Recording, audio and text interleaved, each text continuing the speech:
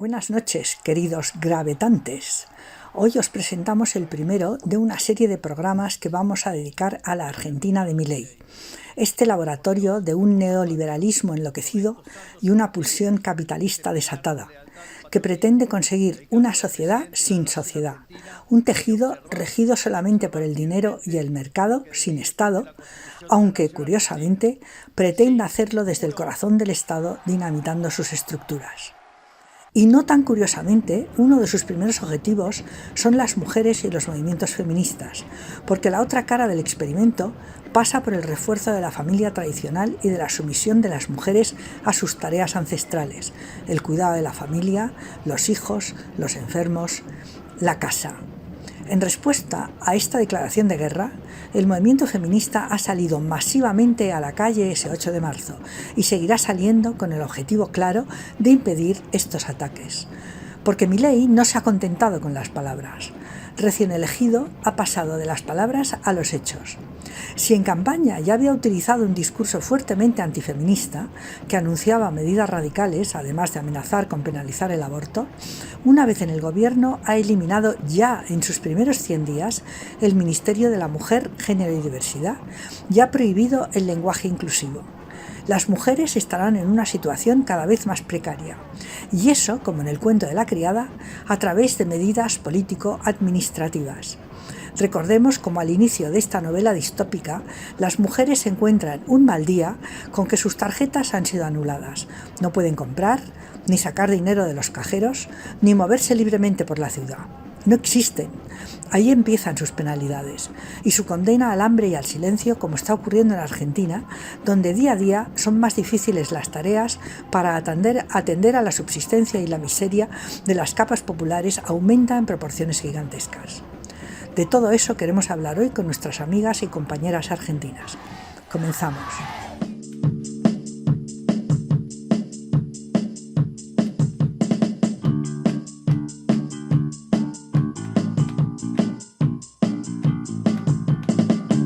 Vamos a empezar con una parte de este programa va a ser una conversación entre seis compañeras, 4 argentinas y 2 españolas que ya nos conocéis, Patricia y yo misma, y 4 compañeras argentinas, Verónica Gago, Josefina Martínez. Hola Josefina, que Hola. Tenemos la suerte de tenerla aquí con nosotras. Gracias. Lucy Caballero y Georgina Orellana, que están a través de videoconferencia. Bienvenidas, muchas gracias por haber aceptado nuestra invitación y ya sabéis que el tema de hoy sería centrar no solamente esta situación increíble que está viviendo Argentina, sino también la lucha de las mujeres y ese increíble 8 de marzo, con tantas mujeres en la calle protestando contra el régimen de Milei. Patri, tú tenías una serie de preguntas preparadas. Sí, vale. Comenzamos con un análisis del 8 de marzo de la semana pasada. En Madrid, cientos de miles de personas salieron a la calle. ¿Cómo fue la participación en Argentina? ¿Cómo valoran este dato, especialmente en comparación con los primeros años de esta cuarta ola? ¿Y en qué estado podemos decir que se encuentra hoy en día el movimiento feminista en Argentina? Si nos queréis contar, si nos quieres empezar a contar igual tú, Loci, que habías escrito un artículo hablando un poco sobre este tema. Bueno, sí, lo primero que yo lo que había contado en el artículo es que es un 8 de marzo en condiciones especiales. Por un lado, porque es un gobierno que nos ha declarado enemigas, no solo en la campaña, sino con todo lo que está haciendo desde el cierre de organismos estatales y demás, y el ataque permanente, la estigmatización contra el movimiento feminista. En segundo lugar, porque hay un contexto represivo, de mayor represión, porque sobre todo de intento de represión de la protesta callejera, de criminalización de la movilización, hay un protocolo represivo. Y en tercer lugar, porque hay un deterioro monstruoso de las condiciones de vida de la población, lo que hace que, por ejemplo, con compañeras como Georgina, que también está conectada, nos hayamos preguntado cómo hacemos para, por ejemplo, traer compañeras que no pueden participar de las asambleas o de los espacios de organización porque digamos, hay una crisis alimentaria, ¿no? Como nunca lo habíamos tenido de esta manera en tan poco tiempo. Entonces fue un 8M especial porque casi que organizarnos es un ejercicio de mucha, digamos, digamos, que implica un montón de esfuerzos. Y creo que como evaluación general la marcha fue masiva, hubo mucha presencia de la juventud. Nosotros logramos una lectura de un documento en unidad con todas las fuerzas políticas. Hubo mucha presencia de movimientos sociales, de sindicalismo, pero también de gente que no estaba organizada. Muchas jóvenes que se acercaron a la movilización, así que creo que fue una imagen contundente para empezar a, digamos, como decimos acá, meter en la cancha al feminismo también como un actor protagonista en la oposición a este anarcoliberalismo que además que está implicando un ataque muy cruel sobre las condiciones de vida de la población. ¿Y tú que estuviste ahí, Josefina, compartirías ese análisis? Yo estuve, no el 8M, porque me volví aquí para la manifestación, estuve ya aquí en Madrid, bueno, donde vivo ya hace muchos años, pero estuve en el proceso previo, ¿no? Y la verdad que fue muy interesante esas asambleas convocadas por Ni Una Menos, por la campaña por el derecho al aborto, por sindicatos, por las fuerzas de la izquierda también, que fueron preparando, ¿no?, la manifestación y acciones previas. Yo, bueno, te contaba antes de empezar que algo, por ejemplo, que me llamó mucho la atención y que me parece que también es algo nuevo, donde están participando muchas mujeres, son asambleas barriales que han surgido al calor de las movilizaciones contra Milei ya desde hace varias semanas y que están en un sentido expresando esas formas de organización democrática desde abajo, donde confluyen distintos sectores, y en todas estas asambleas se votaron comisiones de mujeres y especialmente participar de la manifestación del 8M y se marcharon de forma unificada con la idea de plantear la necesidad de unificar todas las luchas, de exigir un paro nacional a las centrales sindicales, es decir, de ir preparando estas movilizaciones como un punto de apoyo para ir a una pelea más fuerte todavía contra Milei, que realmente hace falta, ¿no? Porque, como decía Lucy, es un plan de shock, un plan de guerra contra las mujeres, contra el pueblo trabajador, contra las pensionistas, bueno, y hay que enfrentarlo, digamos, con todas esas fuerzas que se puedan poner en movimiento. Claro. Vero, Lucy o Georgina, ¿queríais añadir algo a lo que han dicho las compañeras?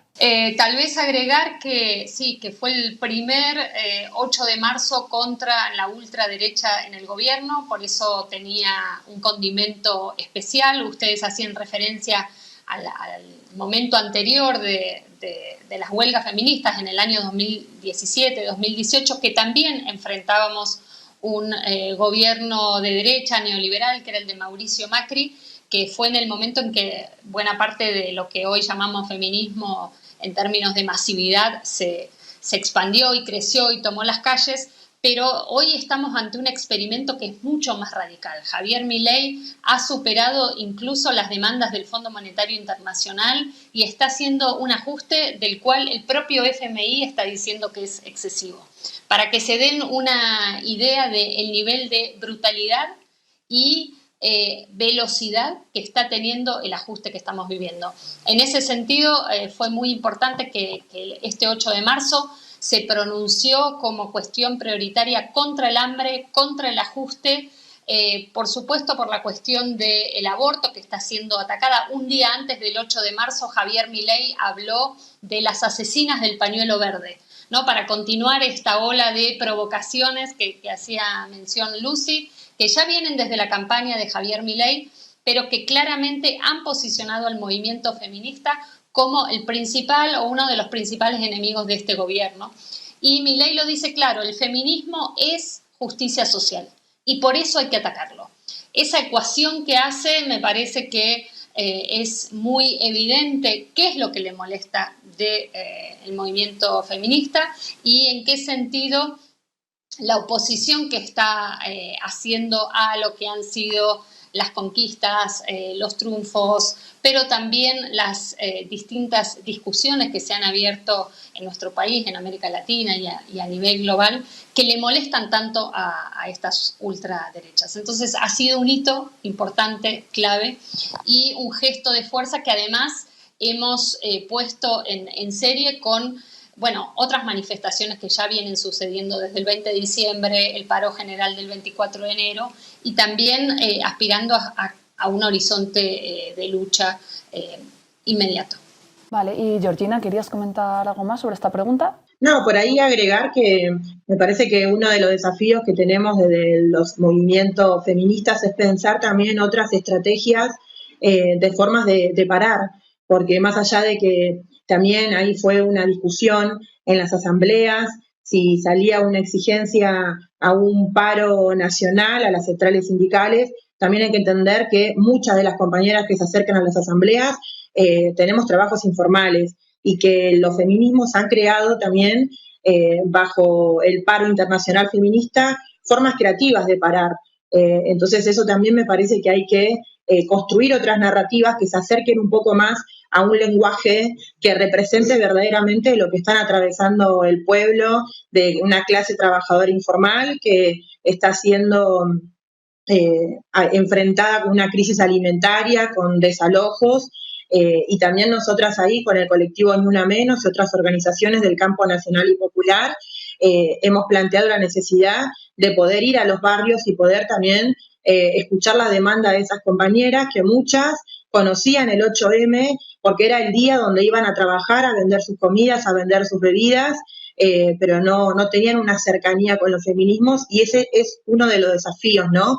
De construir también un feminismo popular que le dé voz, que le dé lugar y que le dé espacios a las compañeras de los sectores populares, a las compañeras que construyen desde los márgenes, así que en este desafío es que también nosotras planteamos nuevas maneras creativas de parar y que se enmarquen, ¿no?, en lo que los feminismos hemos construido en el paro internacional feminista. Argentina desempeñó un papel crucial, como ya comentaba antes Vero, en el desarrollo del ciclo de las huelgas feministas iniciado entre 2017 y 2018. La pregunta sería, ¿por qué Argentina tuvo ese papel y cuáles fueron las condiciones que lo hicieron posible? ¿Qué queda y cómo ha evolucionado ese escenario? Bueno, lo primero que hay que decir es que el feminismo en Argentina se masificó, pero que se nutre de un montón de tradiciones de luchas que son anteriores al 2015 y que funcionan como pliegues de nuestra historia de organización. Y por nombrar algunas, ¿no? Las madres y abuelas de Plaza de Mayo, el sindicalismo,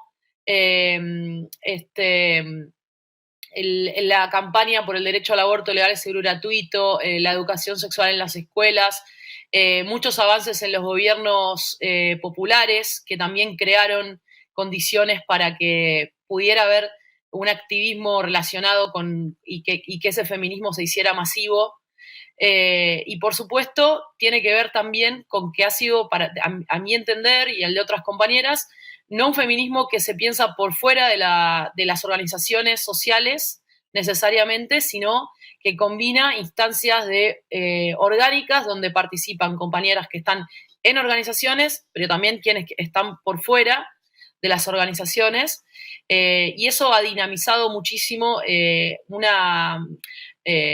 un feminismo masivo que está capilarizado en las escuelas, en las universidades, en los ámbitos de trabajo, y creo que eso ha sido una singularidad del proceso argentino, que no necesariamente se dio en todos los lugares del mundo, por más que se hayan generado resonancias entre nuestras medidas de fuerza y en otros países también.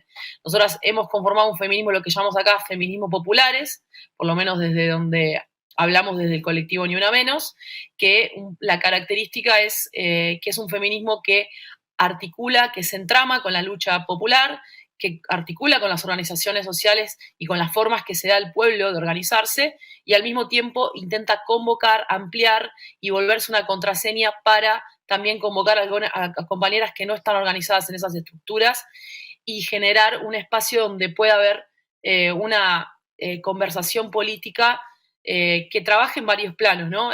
Para este 8 de marzo se generaron distintos tipos de convocatorias que funcionan también como un espacio donde sirve también para visibilizar los conflictos que hay, que por ejemplo en este caso la Asamblea Feminista funcionó como una especie de caja de resonancia de todos los conflictos que está habiendo por las medidas de ajuste, pero también para darle fuerza a esos conflictos, ¿no?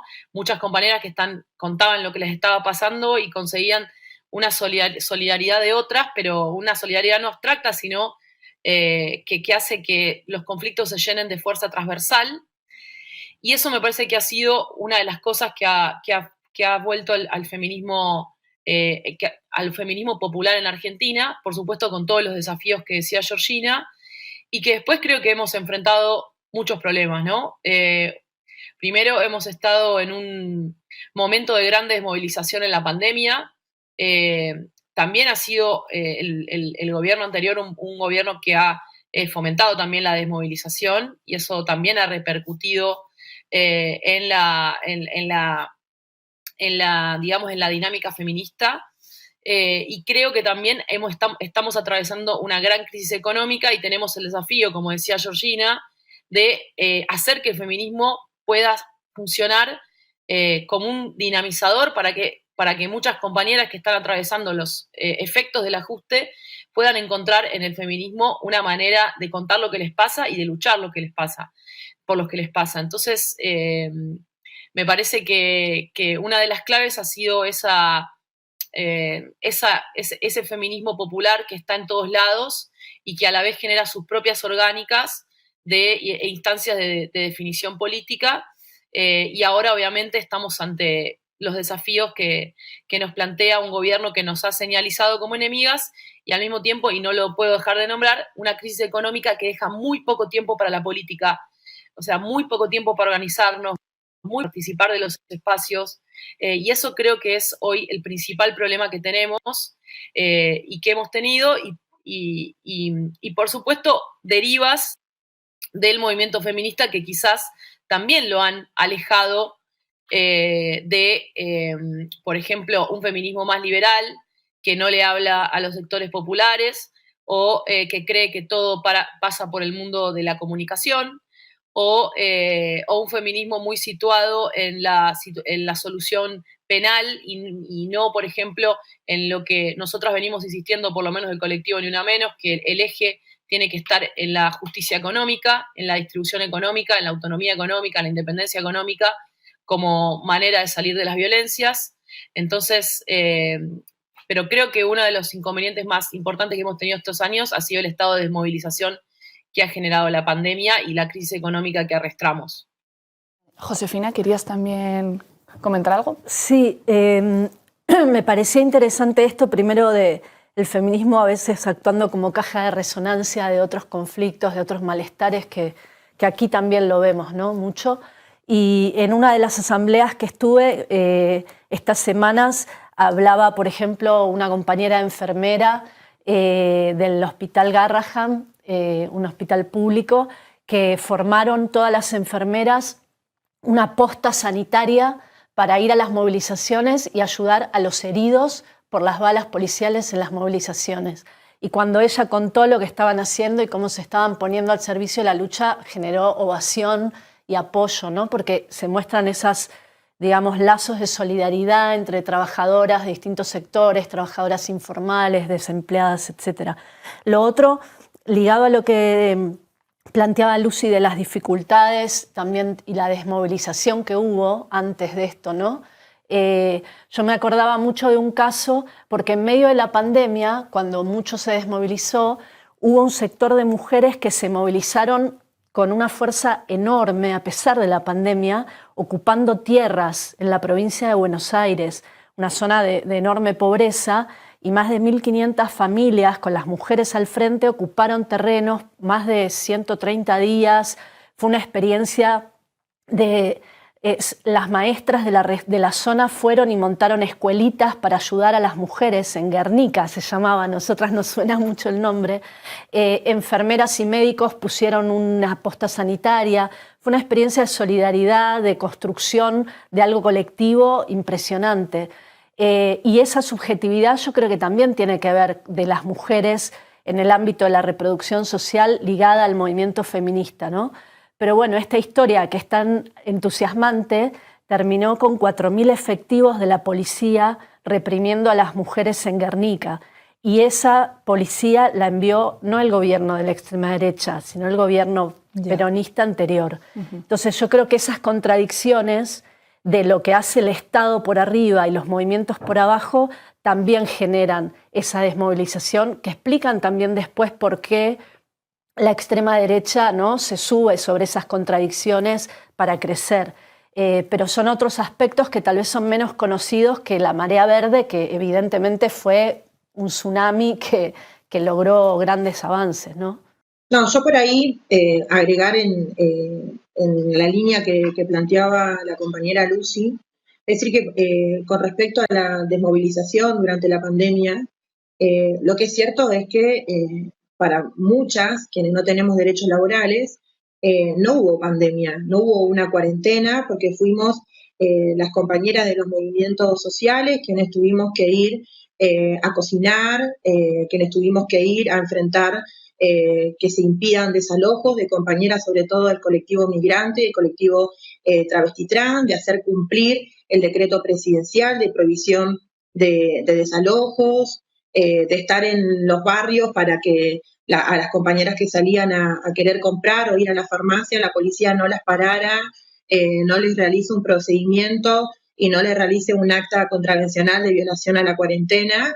Pero sí me parece que ahí lo que nos ha pasado desde los feminismos es que después de que se haya logrado que el aborto en Argentina sea legal, seguro y gratuito, lo que sí apareció son luchas sectoriales. De hecho, creo que se logró, después de que el aborto sea legal, seguro y gratuito, una de las asambleas más multitudinarias para construir el 8M, fue las que pasaron en el mes de febrero para construir este 8M con un gobierno de ultraderecha. No logramos ni siquiera poder confluir desde todos los sectores políticos, partidarios, movimientos sociales, compañeras que no están organizadas, pero que sí ven al feminismo un lugar de representatividad. Ni siquiera logramos poder consensuar una ley de cuidados, ¿no?, que se ponga en agenda y que sea una lucha que nos represente a todas y a todos. Y me parece que, bueno, que eso es un poco lo que logra que ahora se vuelva a la masividad, teniendo un gobierno que viene no solamente por los derechos que algunos colectivos y sectores tienen, sino que también pensemos en los sectores empobrecidos, que ya veníamos arrastrando crisis, que ya veníamos arrastrando deudas económicas, que ya veníamos arrastrando digamos, mucha precariedad en nuestras vidas, y que todo eso con el gobierno actual se ha profundizado. Claro, pero el tema del aborto es que el aborto está en el candelero en este momento. O sea, Milei ha anunciado que va a intentar eliminar la ley, ¿no?, que va a intentar otra vez criminalizar el aborto. Con lo cual, el éxito de hace unos años puede ocurrir que desaparezca, ¿no? Podemos afirmar que hoy en día, con la victoria de Milei, Argentina constituye el laboratorio más avanzado de la ultraderecha en todo el mundo. ¿Qué rol puede jugar el feminismo en este contexto? ¿Puede ser la vanguardia en contra de la extrema derecha 2.0? ¿Y cuáles son las posibilidades reales y cuáles son los límites? Sí, me parece que, como señalaba también en el comentario Monse, lo que está haciendo Javier Milei como representante de esta ultraderecha global es usar, por ejemplo, la amenaza de la derogación del aborto. Ya ha derogado el lenguaje inclusivo, por ejemplo, en la administración pública. Son maniobras que son de propaganda también, por un lado, es decir, de volver a situar a los feminismos como el enemigo, pero hay una maniobra que me parece que es todavía más sutil, que tiene que ver con tratar de separar a los feminismos de las luchas populares, ¿no? Esto que ya venían planteando las compañeras, como si a los feminismos les interesara solo el aborto y solo el lenguaje inclusivo, ¿no? tratando justamente de encerrarnos en esa suerte de cuestión simbólica, ¿no? Como se dice, o cultural. Y esto es algo que venimos discutiendo y confrontando. Cuando el movimiento feminista para este 8 de marzo dice la prioridad es el hambre y el ajuste, lo que está diciendo es, bueno, tenemos una discusión sobre el modelo económico, sobre la ley de tierra, sobre la ley de semillas, sobre el acceso a la vivienda, sobre el costo de los alimentos en Argentina. Es decir, estamos planteando temas de una agenda política general. Y estas maniobras que intentan escandalizar y sectorializarnos en cuestiones que parecerían ser una defensa, estrictamente sectorial, lo que hacemos es devolverlo diciendo, por supuesto que vamos a defender el aborto, por supuesto que el lenguaje no es una cuestión menor, porque lo que no se nombra no existe y el lenguaje inclusivo está nombrando formas de vida y formas de existencia que no van a volver a la clandestinidad. Lo que estamos haciendo es permanentemente devolviendo esa maniobra de encerrarnos en temas, de sacarnos de la agenda política y de banalizar lo que serían demandas muy importantes e históricas del movimiento feminista. Creo que esto puede ser importante para entender también cómo operan estas ultraderechas y en particular en Argentina, donde el movimiento feminista tiene esta complejidad, esta masividad y esta transversalidad de la que hablaban mis compañeras antes y que tiene una capacidad de ocupación de calles.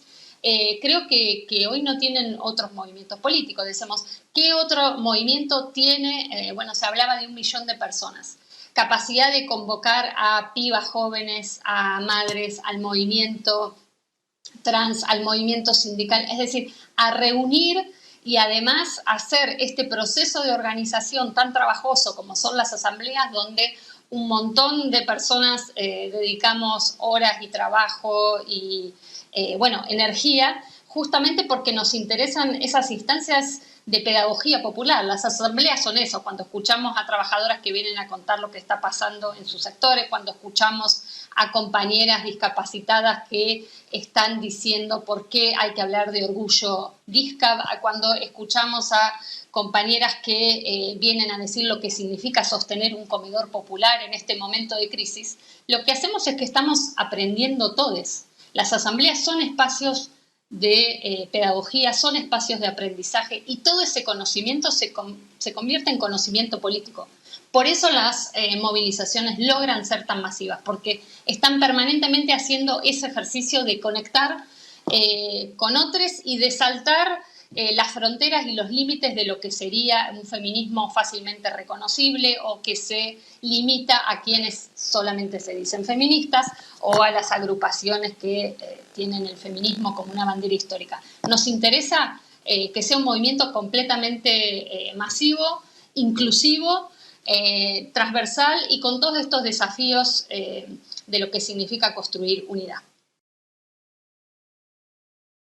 Sí, yo creo que lo ha explicado, ¿no? O sea, porque también en nuestro país también tenemos un poco ese intento de situar al feminismo como en una especie de gueto. Eso es lo que os interesa a vosotras, y esa manera como de trascender, de ir a más, de generar más apoyo con más gente. A mí me parece que eso, y eso puede ser, la pregunta que planteábamos, eso puede ser como punta de lanza de las luchas contra Milei, ¿no? Sí, yo creo que es importante esto de no separar, ¿no? Las cuestiones democráticas, las cuestiones que hacen a reclamos de género fundamentales como el derecho al aborto, la lucha contra la violencia de género, etcétera, de las condiciones materiales que necesitan las mujeres para que además eso sea realmente efectivo, como tener acceso a la vivienda, como tener acceso a trabajos que no sean precarios, como que el salario no sea como hoy en Argentina, que todos dicen que los precios parecen los de España y los salarios son 10 veces menos, ¿no? Esa es la realidad, que es terrible, o el trabajo informal, etc. Entonces, unir todo eso creo que es fundamental.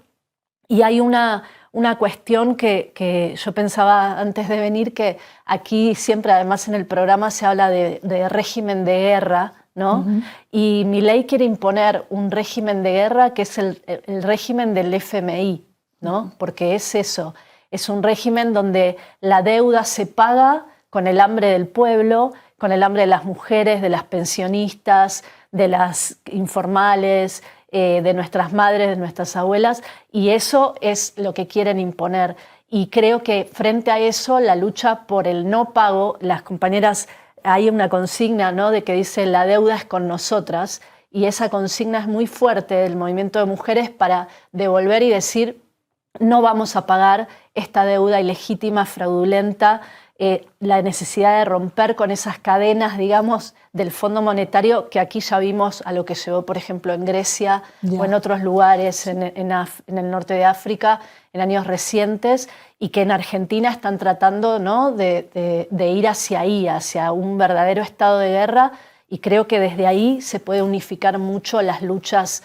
Y creo que desde aquí, perdón, que estamos de este lado, también tenemos que, cuando apoyamos estos días que hemos hecho acciones en apoyo y solidaridad con Argentina, plantear, por ejemplo, a nuestros gobiernos el problema de la condonación de las deudas y el rol que juegan las empresas y los bancos de españoles y europeos expoliando los recursos y los bienes naturales en América Latina y en Argentina en particular, es muy importante para soldar, ¿no?, las luchas comunes también. Claro, sí. Una de las cosas que señalabais iba en la línea de romper, ¿no?, con la sectorialización a la que a veces pues, tendemos dentro de los movimientos sociales, ¿no? Y sobre eso queríamos preguntaros cómo es... Bueno, sabéis que desde los movimientos feministas de Madrid, al menos, tenemos como muy de referencia el movimiento feminista argentino, y lo tratamos siempre y lo observamos con muchísima admiración y tratando de aprender de él. Queríamos preguntaros cómo es la composición del movimiento feminista allá, y luego también si creéis que se puede de alguna manera conformar ese movimiento feminista de clase, queer y antirracista. La particularidad que tiene Argentina, que por ahí nosotras, compartiéndolo con colectivos de trabajadoras sexuales o colectivos travesti trans de otra parte del mundo, es que las trabajadoras sexuales somos parte del movimiento feminista. Hemos dado, por supuesto, los debates, pero también hemos llegado a ciertos consensos, que es que no sean espacios exclusivos, que no sean espacios violentos para nuestras compañeras, y la caracterización que tiene el movimiento feminista acá, sobre todo después de la irrupción del Ni Una Menos y de habilitar espacios asamblearios, es que nos han dado la posibilidad de tener voz a quienes no lo teníamos, o a quienes éramos leídas y habladas en segunda persona o en tercera persona, en los documentos que se construyen, y que se trata siempre de que sean documentos que reflejen la unidad del movimiento feminista en Argentina. Aparecen nuestras demandas, que es basta de violencia institucional hacia las trabajadoras sexuales, pero creo que eso es un poco lo que hace que tenga la masividad, ¿no? Que no solamente sea un feminismo que represente a partidos políticos o a sindicatos, sino que han dado la posibilidad de habilitar que también las trabajadoras de la economía popular, trabajadoras sexuales, vendedoras ambulantes, el colectivo migrante, ¿no? Compañeras que militan el activismo gordo, compañeras que militan cannabis, podamos tener un lugar y ser parte de la construcción del feminismo en nuestro país. Sí, yo solo para reforzar que, digamos, el carácter antirracista, queer o, bueno, anticapitalista y del movimiento feminista en Argentina y sobre todo popular, se construye cada vez y con muchísimo trabajo político que no es sin conflicto. Eso no existe. Lo que creo es que hay una diferencia y que tiene que ver con generar instancias de elaboración política de esas distancias, porque es real que todas estamos atravesadas de distinta manera por la violencia institucional, por la violencia patriarcal, por la violencia económica, por la deuda. Entonces, un trabajo político que nos hemos dado quienes estamos en la coordinación de esos espacios, que excede al colectivo Ni Una Menos, es tratar de elaborar esas distancias con compañeras del movimiento indígena, con compañeras migrantes, con compañeras de distintos sectores. Este año hubo mucha presencia del movimiento afro, y cómo hacemos para que esas distancias que son reales, porque no es la misma experiencia, se puedan elaborar políticamente, puedan ser jerarquizadas esas voces en los documentos, en las demandas, y eso no se hace sin conflicto. Todas las veces hay que actualizar ese esfuerzo político.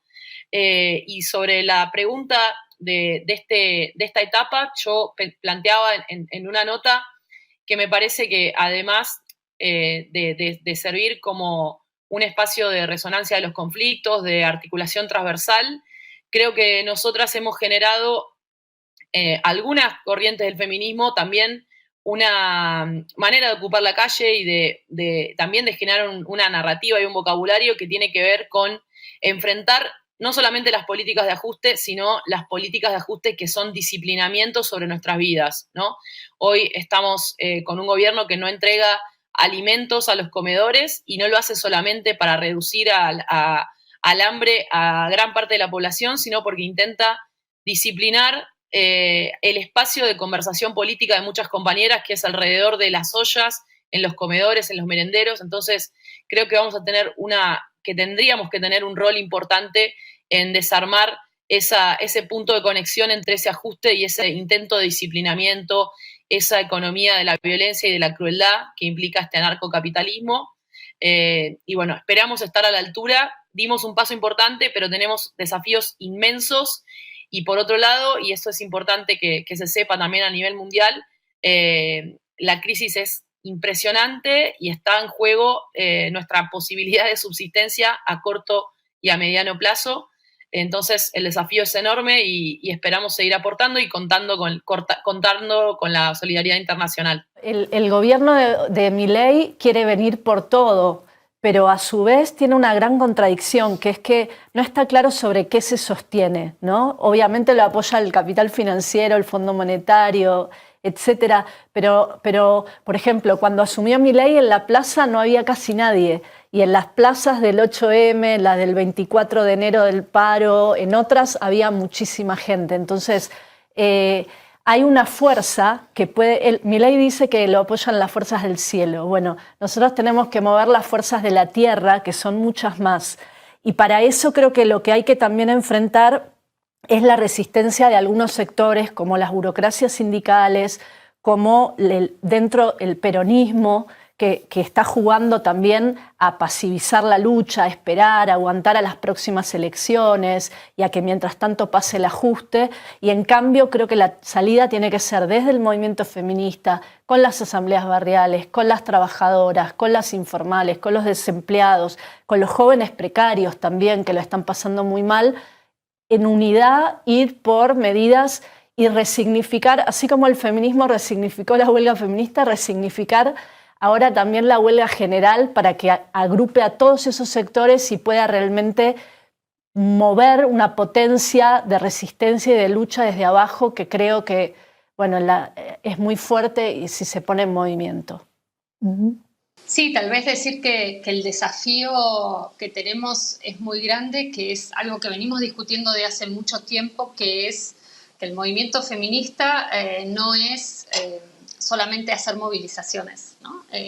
Y esas movilizaciones que son enormes y que son gigantes, lo son también porque están nutridas de una trama de organización política popular cotidiana, ¿no? Entonces no son una especie de hongos que no sabemos explicar por qué surgen o por qué desaparecen, sino que expresan, me parece, una militancia cotidiana, concreta, de base, que es lo que les da densidad y que es lo que le da masividad. Y en este momento, bueno, a nosotras aquí en Argentina nos preocupa mucho cuáles son las condiciones para hacer posible esa militancia cotidiana, porque esta crisis que es económica, que es financiera y que es política, lo que está haciendo es agrediendo las posibilidades concretas de sostener la vida cotidiana. Y justamente agrediendo la posibilidad de disponer de tiempo para hacer política. Aún así, Argentina tiene un enorme entramado que tiene que ver con las economías populares, con la organización de base, que está en el centro de la organización de la vida, que hace posible la sostenibilidad de la vida. Eso no es un discurso, eso es una práctica concreta. Y yo creo que aprendiendo mucho de esas compañeras y compañeros que están inventando la posibilidad de sostener la vida en un momento fascista de agresión contra esas posibilidades, bueno, es que ahí están las cuestiones que nos hacen posible los desafíos de seguir sosteniendo la unidad. Me parece que es menos una cuestión de purismos ideológicos o de condenas ideológicas y más una posibilidad de articular con las actrices y actores reales que hoy están haciendo posible justamente la vida en condiciones muy, muy críticas y muy duras. Quiero decirles que nosotras nos reconocemos peronistas y no abandonamos ninguna lucha. Estamos todos los días en los barrios intentando resolverle las problemáticas que traen nuestras compañeras de vivienda, alimentarias y sobre todo de mucha violencia institucional. Y sí creo que hoy tenemos un gobierno de ultraderecha porque hay que cambiar la forma de hacer política, que las formas de hacer política han sido tradicionales, que se han alejado un poco de las problemáticas y de las demandas que atraviesa a nuestro pueblo, que los lenguajes que a veces se utilizan incluso para hablarnos entre nosotras mismas, lo vemos mucho en los feminismos cuando construimos un documento, de bajar ese lenguaje porque nos seguimos hablando entre nosotras mismas y tenemos que poder comprender que nosotras ya estamos convencidas de por dónde es la salida, pero tenemos que ir a convencer a esos compañeros y esas compañeras desencantadas por ahí de ciertos programas políticos que eligieron a Milei y que para nosotras no son fascistas, sino que son compañeros y compañeras de la clase trabajadora que esperanzados de poder tener un gobierno que cumpla, digamos, con las promesas básicas, que es poder tener un trabajo que te genere la posibilidad de vivir lo más dignamente posible. Eso no se cumplió. Hay que reconocer de esos errores, hay que aprender de esos errores, pero sobre todo creo que está ahí ese horizonte de poder construir nuevas maneras de hacer política, que se alejen un poco de la cuestión más tradicional y podamos ir a reconocer nuestros errores y construir nuevamente con el campo nacional y popular. Pues muchísimas gracias, Vero, Lucy, Georgina, Josefina, Patri, y os doy las gracias, os damos las gracias a todas vosotras por esa discusión un poco apresurada, pero volveremos sobre el tema de Argentina, que nos parece fundamental en la situación mundial que estamos viviendo. Muchísimas gracias a todas y hasta una próxima. Muchas gracias.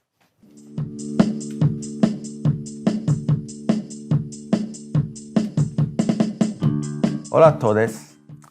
En el programa de hoy nos interesa abordar el tema del feminismo, que siempre ha estado presente en nuestra programación, centrándonos en las aportaciones fronterizas que provienen de Argentina. Argentina ha tenido un papel crucial en la articulación transnacional del movimiento Ni Una Menos, y en particular en impulsar el último ciclo de huelgas transfeministas. ¿Qué libro podemos recomendar al respecto? Comencemos con las invitadas al programa de hoy, como Verónica Gago. Entre los trabajos de Verónica destaca La potencia feminista o El deseo de cambiarlo todo, publicado por Traficante de Sueños en 2019. El libro representa un excelente diagnóstico de la crisis multidimensional en la que intervinieron las primeras huelgas feministas.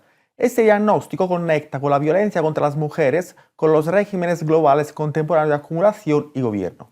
Aspira a replantear lo que entendemos por trabajo y consumo, producción y reproducción, explotación y extracción, hasta llegar a comprender que hoy en día el capitalismo acumula sobre todas las formas de cooperación social, trabajo vivo y socialidad. Además del papel que desempeñó al comienzo de la cuarta ola, el feminismo argentino también nos interesa por otra razón. Hoy en día, tras la elección de Javier Milei, Argentina representa quizás el laboratorio más avanzado de la ultraderecha en todo el mundo, siendo el país donde la codicia neoliberal, bajo la forma de agravio masculino, está sacando músculo. Nos preguntamos, entonces, por el papel del feminismo en este laboratorio. ¿Cómo puede intervenir el feminismo en los múltiples niveles en los que actúa el nuevo plan del capital? En este contexto, una herramienta muy útil es La razón neoliberal, también escrito por Verónica Gago y publicado por Traficantes de Sueños. En este trabajo, Verónica realiza una revisión de las prácticas y los espacios, a menudo invisibilizados, como los talleres textiles y las ferias, donde pueden surgir nuevas formas comunitarias. Es en estos lugares donde el feminismo y la autonomía pueden disputarle al neoliberalismo la gestión de la vida diaria. Otras de nuestras invitadas para el programa de hoy, Josefina Martínez, ha reflexionado profundamente sobre la relación entre el patriarcado y otras formas de opresión. Además de subrayar repetidamente la estrecha relación entre patriarcado y capitalismo, este enfoque nos insta a analizar la capacidad del neoliberalismo para intentar asimilar los movimientos sociales y domesticarlos, transformándolos en nuevo nicho para el consumo. En ese sentido, un trabajo significativo es Patriarcado y Capitalismo, que aborda esta cuestión al señalar la política del feminismo liberal. Mientras algunas mujeres, como Ana Botín del Banco Santander, lideran grandes empresas multinacionales, millones de mujeres se enfrentan diariamente a la precariedad laboral, los recortes, el racismo y la xenofobia. La cuestión de clase atraviesa el género y delimita las trincheras enfrentadas. Si existe un frente en el que el feminismo argentino representa sin duda una vanguardia, es el del trabajo sexual. En este contexto recomendamos la lectura de Georgina Orellano, trabajadora sexual y autora de Puta Feminista. Georgina lo tiene claro, la violencia más grande que sufre una trabajadora sexual es la violencia institucional. Unas violencias acompañadas de un estigma que, como ella misma refiere, desprenderse de él es el proceso más difícil que vive no solo una trabajadora sexual, sino también sus hijos. Frente a esto, hay que recuperar la palabra. El empoderamiento de las trabajadoras sexuales empezará por ellas mismas. Un empoderamiento impulsado por la convicción de que las luchas de las putas es una lucha de clase y feminista. Nadie se suicida en una comisaría. Yo abortaría por si se hace policía. Nadie se suicida en una comisaría. Los cuerpos hablan, no flotan río arriba. Nadie se suicida en una comisaría. Yo abortaría por si se hace policía. Nadie se suicida en una comisaría. Donde no hay poder, hay vida. Me sacó el pasaporte, me llevó un cuarto aparte. Preguntó que qué hacía, dije que era cantante. Me pidió que demuestre, quería que cante. Abrí grande la boca, mostrando los dientes. Me exigió que respete, dijo calabozo. Y en una libreta escribía mi nombre. Me dijo usted parece prototipo de puta. Sudamericanas, paradas en la ruta. Mientras tanto en mi casa, aquí está de disfraces. Baila sentada, la muerte a la mesa. La tierra no traga, no se desaparece. Nadie nace 13, 13 se hace. Que matan cuando nos matan. Con precintos que atan. Que fake esta mentira y este show que nos montan. Tengo tantos muertos a mi alrededor que no sé para qué lado llorar. Tengo tantos muertos a mi alrededor que no sé para qué lado llorar.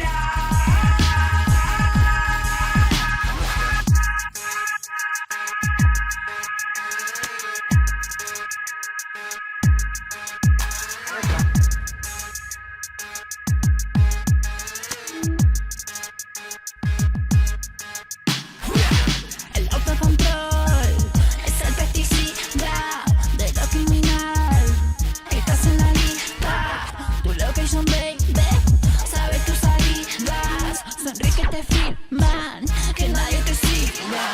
Las trabas migrantes van haciendo fila, buscando la ruta que las asesina. Que nadie salga, que nadie grite, que nadie venda para vivir vida. Que no mira el hambre que se reparte, ahora más tarde y todos los días. Del otro lado de las orillas, la tele cuenta como es la movida. El vecino decidiendo que va la mejor, que vaya y que me mantenga por vos. Mendoza, La Plata o Constitución, más tecnología hacia el mundo mejor.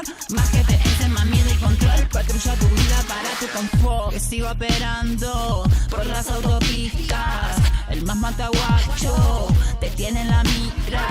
Mide tus costillas, te ponen cuclillas como la ficción. en tu cara gatilla. Que caiga la lluvia sobre la casa, que esté más lejos, que se derrame esta peste, glifosato desde el techo, solamente encima de todas las villas. Te saluda el mundo del choque profundo. Lacrimógena batalla, piedrazos a los cascos. Primero me da pena, después me da asco. Rellenamos la plaza, bajamos en Pasco. Limón y agua en contra de este fiasco. Oh, qué placer ver a las fuerzas superiores retroceder, retroceder, avanzar siendo millones, fuertes como un bloque, en un grito colectivo contra sus escuadrones. Nadie se suicida en una comisaría, yo abortaría por si se hace policía. Nadie se suicida en una comisaría, los cuerpos hablan, no flotan río arriba. Nadie se suicida en una comisaría, yo abortaría por si se hace policía. Nadie se suicida en una comisaría, donde no hay poder hay vida.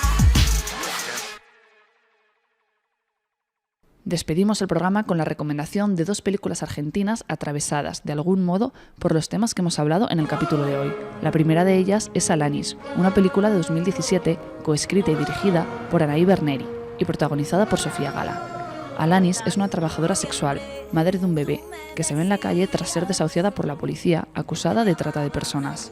La joven pelea por sobrevivir en una sociedad autoritaria que deshumaniza a las trabajadoras sexuales y a las personas pobres. Ese amor que me jurabas tú. ¿Dónde está? ¿Dónde está? Amor, amor, ese amor que me jurabas tú. Otra película que recomendamos es Camila saldrá esta noche, de 2022, escrita y dirigida por Inés María Barrionuevo y protagonizada por Nina Ziembrowski. Camila es una adolescente atravesando un momento de maduración y descubrir sexual.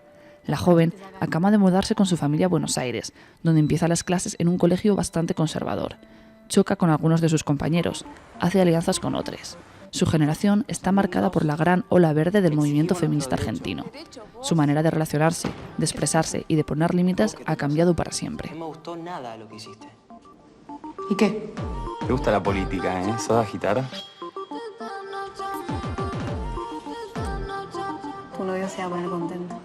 ¿Novio? Soy como un extraterrestre para mis viejos.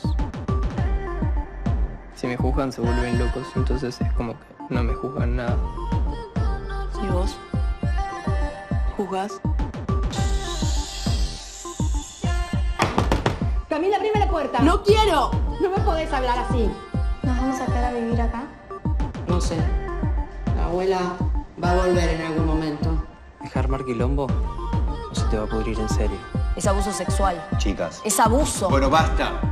Vamos a escuchar las 2 campanas y vamos a ver qué vamos a hacer. Por ahora, nada. Y estamos en Buenos Aires. ¿Te crees que no me di cuenta?